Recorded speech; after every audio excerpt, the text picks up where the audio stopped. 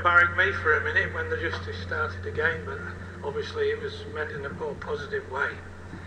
I'd like to share a very personal story before I start properly, and that is that if I'd have had my way, Andy Burnham would have never spoke at the 20th anniversary service.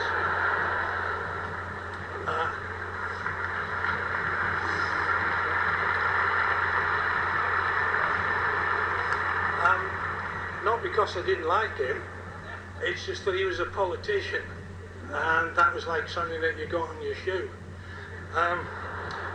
But I'd recently remarried and I was away on honeymoon, and when I got back and I found out who's this Andy Burnham bloke who's speaking, so I phoned Margaret up. I said, "Oh bloody hell, Margaret, what have you done? We do not let politicians speak at the memorial service." And guess what? I am so glad I was wrong.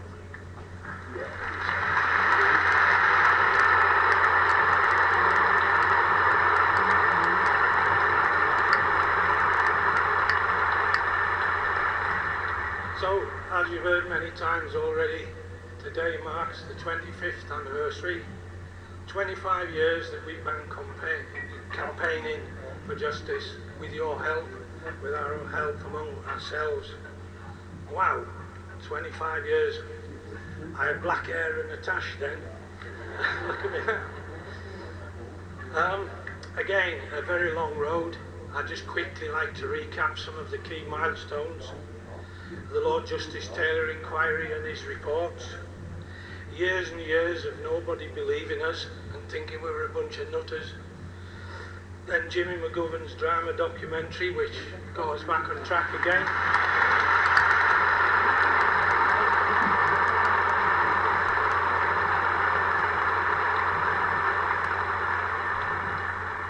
And that got us the Stuart Smith scrutiny, which I needn't say very much about.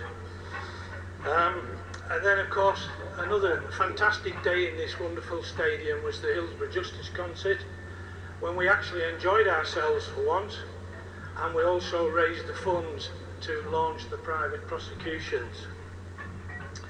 And then, of course, a big day that we've heard about already was the 20th anniversary, when some bloke called Andy Burnham took it for Britain, basically. And of course that led to the HIP report, which basically changed not only Britain but probably the world's understanding of Hillsborough and what the truth really was.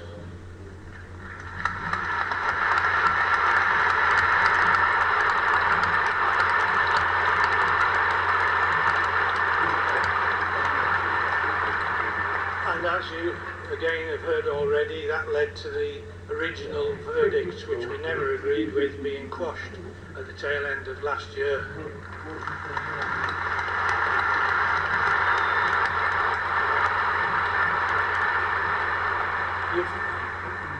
And of course, we're limited in what we can say because, as you know, the inquests are now, the fresh ones are now underway, and the last thing we want to do is prejudice them in any way. But I think what I would like to say, I'd ask you to share with me. We've stood at the front of you and taken both the blame and the accolades, but it's these families who are the real supporters and the people who have made it all happen. So I'd ask you to share with me in giving them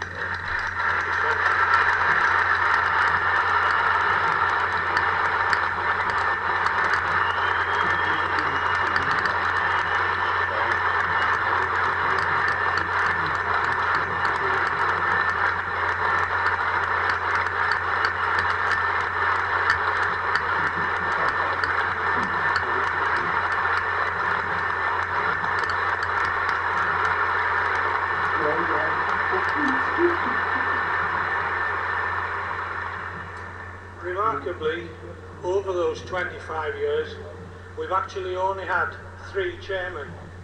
Myself initially for 16 years, and then Phil Hammond, who unfortunately can't be with us today. As you know, he stepped. Oh, sorry, I beg your pardon, Phil. Right, I didn't see him come in.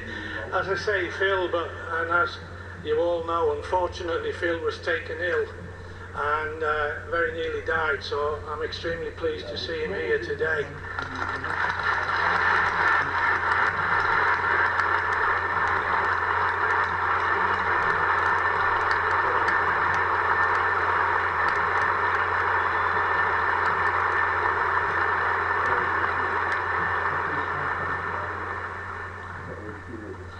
And of course, someone who doesn't need much introduction from me, who stepped into the shoes in extremely difficult circumstances, our third and current chairman, Margaret Aspinall.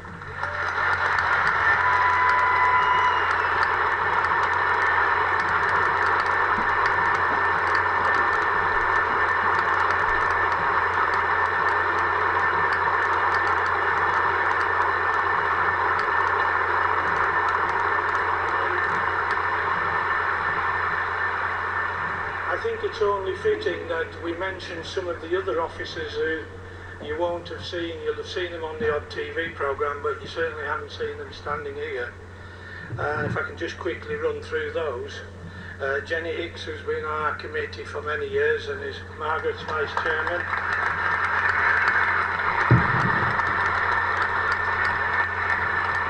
Sue Roberts, who's our secretary and office manager.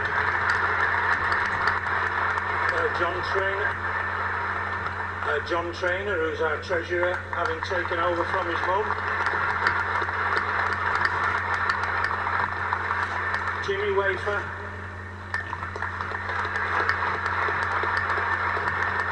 And the youngster of us all, who represents the next generation of the committee, Claire McGlone.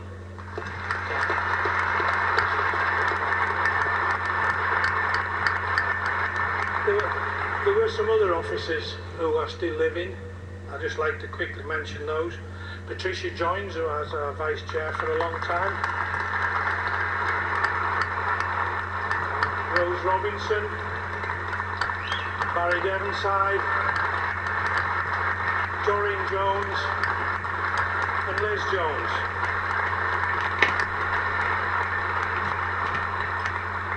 Again, there were some of those who haven't been fortunate enough to reach here. Again, I'll mention those quickly. My original vice chairman, Billy Pemberton.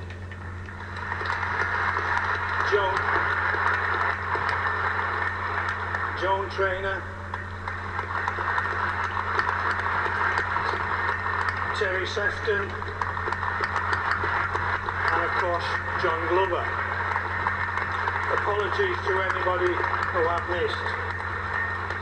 All of those people have helped us to steer this campaign through all those years. Ladies and gentlemen, I love John Bishop, another man of this town. And again, I'm hoping he'll allow me to crib from his autobiography title, which is, How Did All This Happen? Well, the families of the 96, we did it. Andy touched on it in his speech. We made it all happen. Against all the odds, we made it all happen. We stuck together, we pulled, we pushed, we refused to lie down, we refused to go away, which was something which annoyed an awful lot of people. And again, when any one of us was broken, the others rallied round, picked us up, helped us get back together again, onwards and upwards. In the words of John Bishop, we made all this happen. We, the families of the 96. It's not over yet, as Andy's already said, and there will be a great deal of heartache ahead for all of us. But we will get there, just as we've been here for 25 years. Families, we mourn our loved ones constantly, and especially today. But the spirit of the 96 burns in our hearts and drives us on. As I said, a little over 5 years ago, I had the dreadful news that Phil had been taken seriously ill and had nearly died. And as I say, thank God he's here today. Again, just like the phoenix, or I prefer the liver bird, someone arose from those ashes and took the reins. With no handover, no briefing, straight in at the deep end. that someone's only little, that she packs a bit of a punch.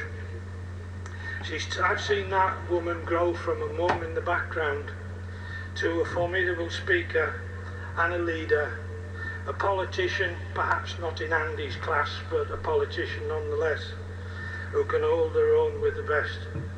Ladies and gentlemen, I'd ask you to do two things at the same time.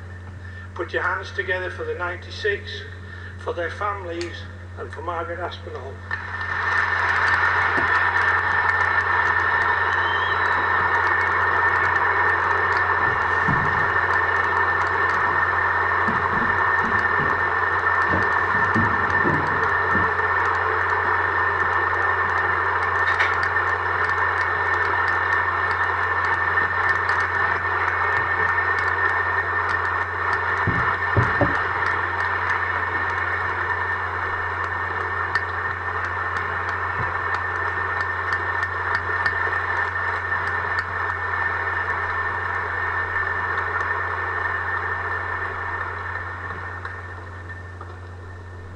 Actually, you'll all be pleased to know he's not left me much to say. Between him and Andy, there's not much I can say.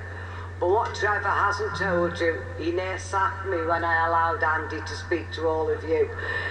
He phoned me up, he's telling the truth, and he said to me, we cannot have any MP speaking at the service.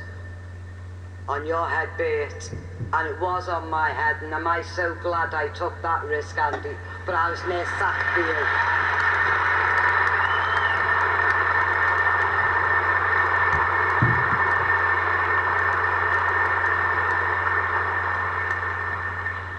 What Trevor fails to mention, he was a chairman for nearly 15 years. We thought we could never ever replace Trevor, but we did with Phil Hammond. He took over Trevor's position and he done a damn good job.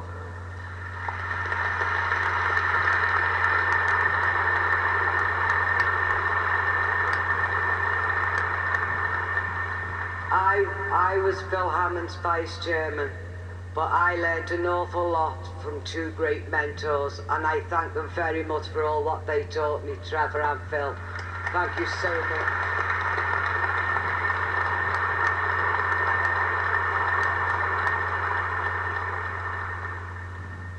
Now, I'd like to start making some thank yous, and if anybody I forget, please forgive me. But first and foremost, I'd like to thank Liverpool Football Club for all what they have done for the families for all of these years.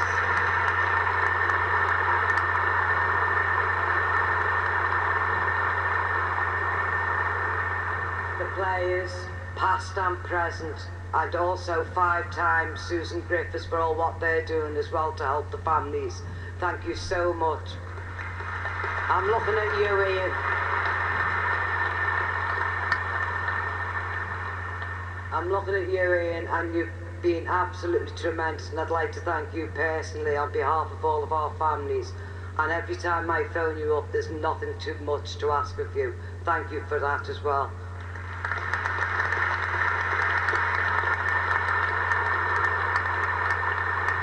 I'd like to thank you, Roberto, for what you said earlier on today. Thank you so much. That was lovely.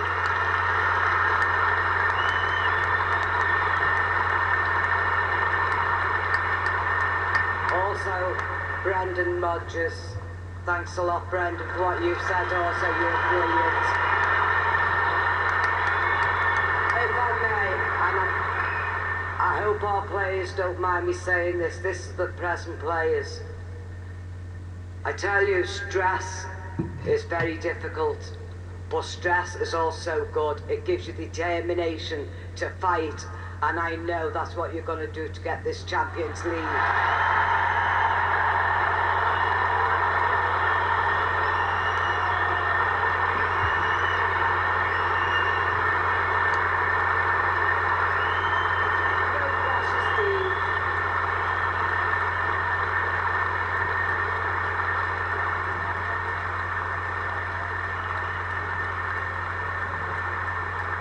I'm sorry, I hope I haven't put more pressure on our players. You do really just get in the... I don't mind if you're in Europe next year, that'll do me. Anything after that's a bonus. And I'd like to thank Tom Werner as well for being here today. And just to let you know, Tom, all our thoughts are with Boston as well today, as well for what they've gone through.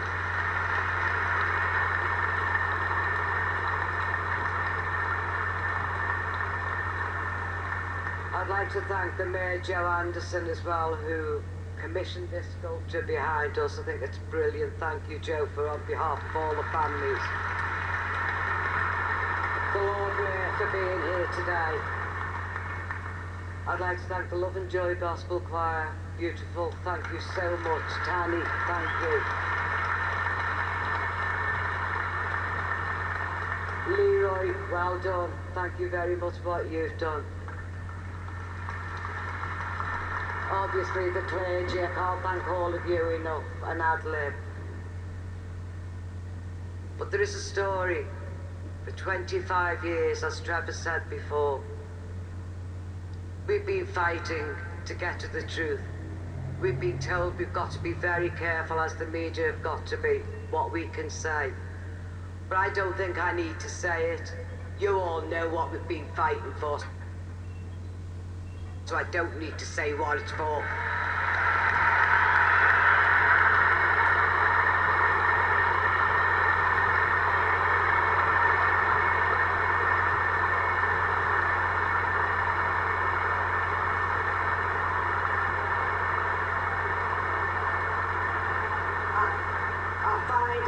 I find it absolutely ironic that we're getting told we've got to be very careful because anything that might prejudice the case. Yet, 25 years ago, pity the same rule didn't allow to them at that time. We might have been standing here now.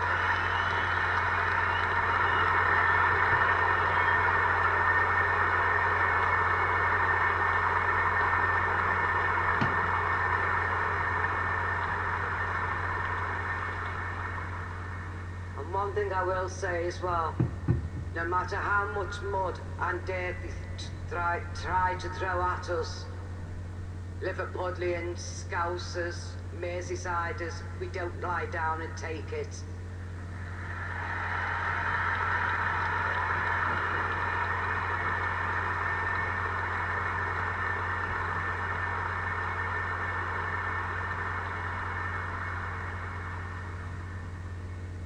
But I say to all of you now, most importantly, people I've got to thank are the families who's trusted me to take over from a great guy like Trevor and also another guy like Phil. It was a very difficult job, through in the deep end. But as I said before, I had two great mentors, but I also had great families behind me who backed me all the way and trusted me to do the best I could for them. And I hope I've done them all proud.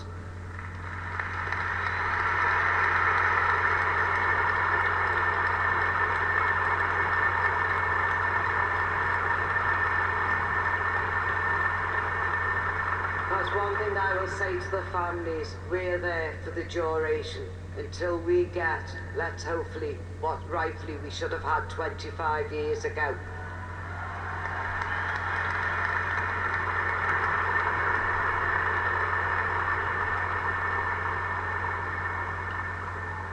I look around and I'm looking up into the car and I'm looking at all of your faces, and every one of you, without all of you, there's no way we would have got where we are today. Every one of you, thank you so much, every one of you.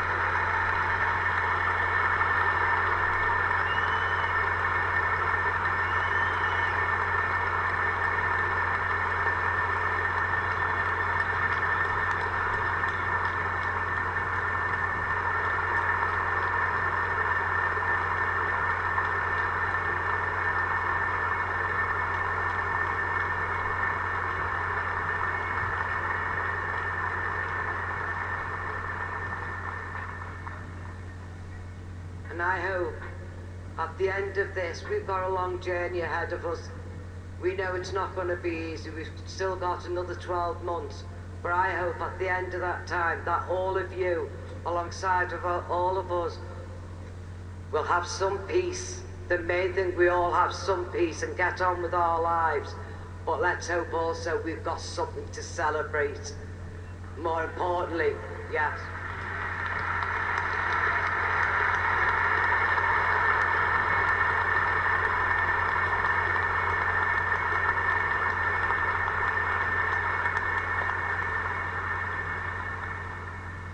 You'll be glad to hear. I don't think there's much more I can say to you all except thank you so much. And if I could meet each and every one of you, I would love to, and shake all of your hands, because you've been at the side of us for all of these years. And it's great to know you'll always be there with us. Thank you.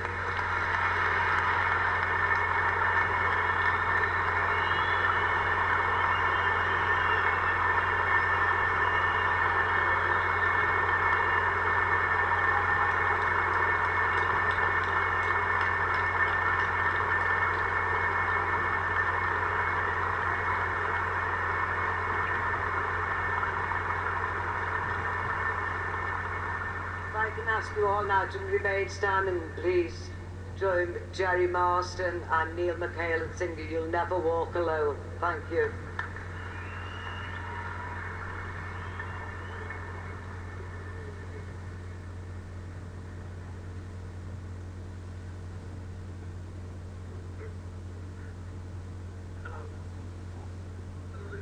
Thank you for asking me to come again. And I suppose you'll all sing because you should know the words to this song by now. I hope. Thank you, Margaret, love. Well done.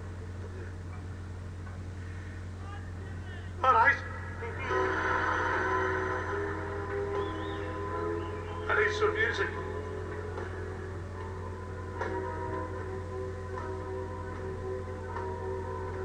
When you walk through the snow, hold your head up high and don't be afraid of the dark.